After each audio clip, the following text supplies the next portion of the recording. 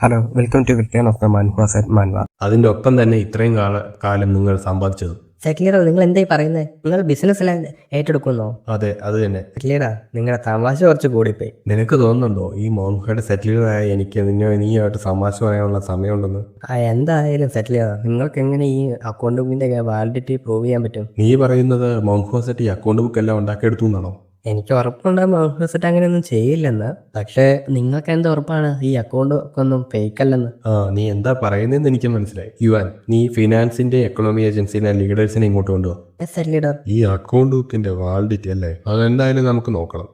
അതെ, finance economy agency leader തന്നെ പറയുന്നത് കേട്ടില്ലേ? പക്ഷേ ഇങ്ങനെ ഒരു സിറ്റുവേഷൻ വരുമെന്ന് ഞങ്ങൾ പ്രതീക്ഷിച്ചു. അതുകൊണ്ട് തന്നെ ഇതിൻ്റെ എല്ലാം കോപ്പി പോവാൻ പ്രീഫെസർ ഓഫീസിലേക്ക് അയച്ചിട്ട് അവരെ കൊണ്ട് നോക്കിച്ചായിരുന്നു.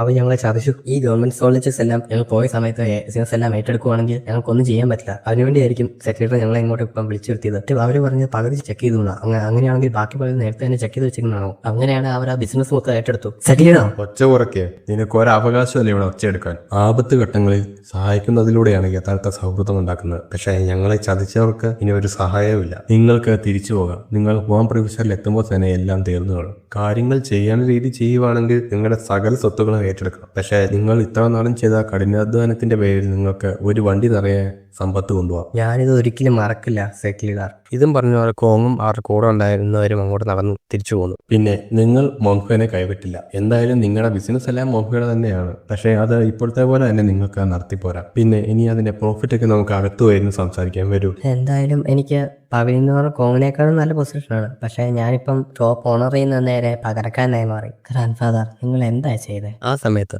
നിങ്ങൾ എന്താ പറഞ്ഞേ? ഒരു കാർലോഡ് ഫുൾ അവരുടെ സമ്പത്തോ? അവൻ ആരാന്ന് അവന്റെ വിചാരം? മോൻഹോ സെറ്റിന്റെ സമ്പത്തിന്റെ ഒരു പങ്ക് അവർക്ക് വിട്ടുകൊടുക്കാൻ വേണ്ടി.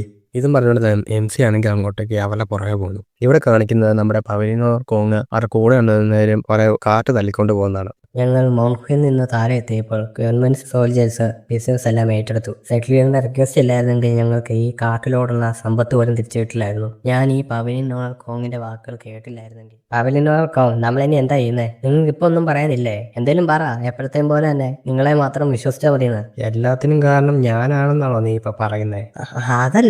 അതല്ല ഇതത്ര വലിയ കാര്യമൊന്നുമല്ല. നമ്മളിപ്പം ടെമ്പററി മാത്രമാണ് ഈ പൊസിഷനിൽ. ഒന്ന് ആലോചിച്ച് നോക്കുക. ആ അക്കൗണ്ട് ബുക്ക് എങ്ങനെയാണ് സത്യമാകാൻ സാധ്യത? അതെല്ലാം ഫേക്കാണ്. പക്ഷേ അത് പ്രൊഫസർ ഓഫീസ് വാലിഡേറ്റ് ചെയ്തല്ലേ? ഞാൻ കണ്ടിട്ടും അത് സത്യമാണെന്നാ തോന്നേ. ഇതെല്ലാം അവരെ പ്രീഫെക്ചറിലെ റെപ്രസെന്റേറ്റീവ് വെച്ച് സെറ്റാക്കി എടുത്താ. നമുക്ക് ഉടൻ തന്നെ ലൂയോങ് സിറ്റിയിലേക്ക് പോകാം. അവർ നമുക്ക് അതോറിറ്റി വെച്ച് പണിയാണെങ്കിൽ നമ്മൾ അതിനേക്കാളും വലിയ അതോറിറ്റി വെച്ച് അവർക്ക് പണി കൊടുക്കും. പെട്ടെന്ന് നമ്മുടെ MC ആണ് അവിടെ മാസ്ക് കേട്ട് വരുന്നു. നീയാണ് അപ്പൊ അതൊക്കെ പറഞ്ഞേ? പിന്നെ ആരാ ഇവിടെ ഉള്ള? ഈ സമയത്ത് ആ കോസ്റ്റ്യൂമും ആ വളഞ്ഞു കുത്തിയുള്ള ശരീരവും പുള്ളി വയസ്സനാണ്. കണ്ടിട്ട് നിനക്ക് പണമാ വേണ്ടെന്ന് തോന്നുന്നു. പക്ഷെ നിനക്ക് ജീവൻ പോകണ്ടെങ്കിൽ പൊക്കോ. നിന്റെ പണമോ? ഇത് കേട്ടിട്ട് ദേഷ്യം വന്നിട്ട് MC. ഞാൻ ആരുടെയും പൈസ തട്ടിയെടുക്കാൻ വന്നതല്ല. ഞാൻ എന്റെ പൈസ തട്ടിയെടുക്കാൻ പോകുന്നത്. അവന്റെ പൈസയോ? ഈ മോൺഫോസിറ്റി എന്നുള്ള ആളാണോ?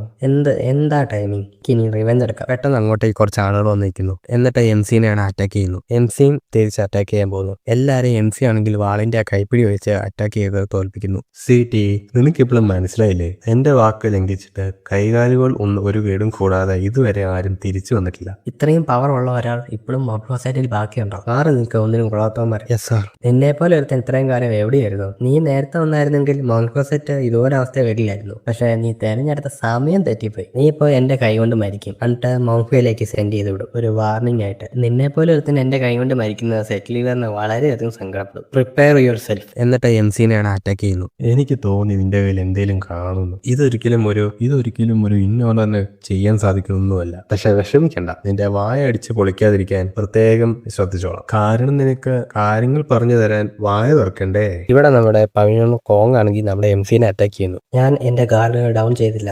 മാർഷൽ ആർട്ട് പ്രാക്ടീഷണറിന്റെ ഏറ്റവും പ്രധാനപ്പെട്ട റൂൾ എന്ന് പറയുന്നത് തന്നെ അവരുടെ ഓപ്പണന്റിനെ താഴ്ത്തി കാണില്ലെന്നാണ്. അതും എന്റെ എക്കോർഡ് ബാരിയേഴ്സിനെ എല്ലാം തോൽപ്പിച്ച ശേഷവും ഞാൻ ഒരിക്കലും എന്റെ ഗാർഡ് ഡൗൺ ചെയ്തില്ല. പക്ഷേ എന്നിട്ടും ഇവൻ ഏതാണ്ട് ബോറായ ഒരു ഫേസ് ആണ് വെച്ചേക്കുന്നത്. ഞാൻ അതിന്റെ എക്സ്പ്രഷൻ ഇന്ന് തീർത്തു തരാം. ഇതും പറഞ്ഞുകൊണ്ട് നമ്മുടെ MC-നെ കോങ് ആണ് അറ്റാക്ക് ചെയ്യുന്നു. MC ആണെങ്കിൽ ഒരു പുച്ഛഭാവത്തോടെ ഈസി ആയിട്ടങ്ങ് ബ്ലോക്ക് ചെയ്യുന്നു. ഈവൻ എന്നിട്ട് ആ അറ്റാക്ക് ബ്ലോക്ക് ചെയ്ത ആ വേദനയിലെയും അവിടെ കോങ് ആണെങ്കിൽ കാറുന്നു. കൈ നീട്ടാൻ പോലും കഴിയുന്നതിന് മുമ്പ് അവൻ അത് തടഞ്ഞു. അതുകൊണ്ട് ആ ക്യൂവെ മൊത്തം പിന്നോട്ട് പ്രവേശിച്ചു.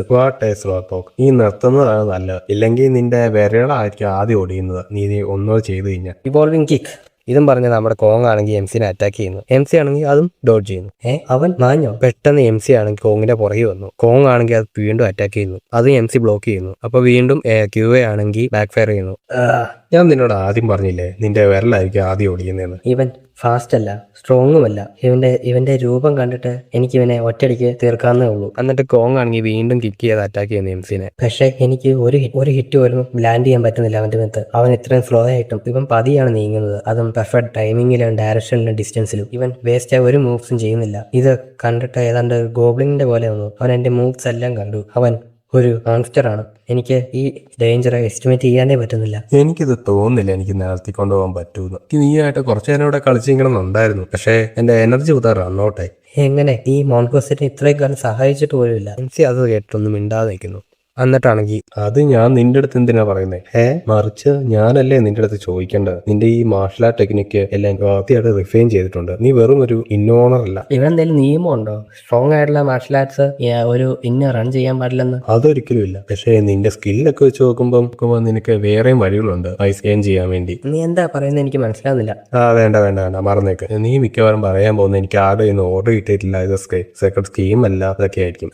അത് ശരിയാണ്, എനിക്കറിയാം. അതാണ് ഞാൻ പറയുന്നത്. ഇതാ എന്റെ ലാസ്റ്റ് ക്വസ്റ്റ്യൻ. ഇപ്പോൾ നിന്നെപ്പോലെ ഒരുത്തിന്റെ കയ്യിൽ ആൻസർ കിട്ടാൻ വേണ്ടി ഞാൻ എന്താ ചെയ്യാൻ പോകുന്നതെന്ന് അറിയോ? എന്ത്? ഞാൻ അവരെ നല്ലപോലെ തല്ലി എന്ന് പറയിപ്പിക്കും. സംസാരിച്ച് ഇന്ന് ടൈം വേസ്റ്റ് ചെയ്യേണ്ട ആവശ്യമില്ല. നീ ഇനിയും പറയാതെ നല്ലപോലെ നോക്കിക്കോ. കാരണം എന്നെ സാറ്റിസ്ഫൈ ചെയ്യുന്നതുവരെ ഞാൻ നിന്നെ അടിക്കാൻ പോവാം. ഇവൻ എന്റെ ലെഫ്റ്റ് നീയാണ് നോക്കുന്നത്. സ്പീഡിൽ എനിക്കത് ബ്ലോക്ക് ചെയ്യാൻ പറ്റും. പക്ഷെ നമ്മുടെ എം സി ആണ് പുള്ളിയുടെ നേരെ തോളിലേക്കാണ് അടിച്ചത്. എന്റെ ഷോൾഡറോ? ഞാൻ ഉറപ്പായിരുന്നു അവൻ എന്റെ നീയിലേക്ക് അറ്റാക്ക് ചെയ്യുന്നത്. പക്ഷേ എങ്ങനെ? എന്നിട്ട് അടുത്ത അറ്റാക്ക് എം സി ചെയ്യുന്നു. എന്റെ തല, അവൻ എന്റെ തലയിലേക്കാണ് പോകുന്നത്, എനിക്ക് ഉറപ്പാണ്. പക്ഷേ കോങ് ബ്ലോക്ക് ചെയ്തപ്പോഴത്തേക്ക് നേരെ നമ്മുടെ എം സി ആണെങ്കിൽ നേരെ കഴുത്തിന്റെ അവിടേക്കാണ് അറ്റാക്ക് ചെയ്തത്. എനിക്ക് ആ അറ്റാക്ക് ഉറപ്പായിട്ടും കാണായിരുന്നു. പക്ഷേ എനിക്കത് ബ്ലോക്ക് ചെയ്യാൻ സാധിച്ചില്ല. എന്നിട്ട് എം സി ആണ് വീണ്ടും അറ്റാക്ക് ചെയ്യുന്നു. ഇങ്ങനെയാണെങ്കിൽ ഞാൻ ഉറപ്പായിട്ടും മരിക്കും. എനിക്ക് അവന്റെ കണ്ണ് കാണുമ്പോൾ തന്നെ അറിയാം അതൊരു കൊലയാളിയുടെ കണ്ണാണ്. ഇവൻ ഒരുപാട് പേരെ കൊന്നിട്ടുണ്ട്. എന്നിട്ട് എം സി ആണെങ്കിൽ വാള് വരുന്നു. എനിക്ക് മരിക്കണ്ട. എം സി ആണ് അറ്റാക്ക് ചെയ്യുന്നു. ആ അറ്റാക്ക് ആണെങ്കിൽ നമ്മുടെ കോങ് ആണ് ബ്ലോക്ക് ചെയ്തു. Godly palm technique. നീ സദേൺ ഇറ്റ്സെറ്റിലെ ആളാണോ?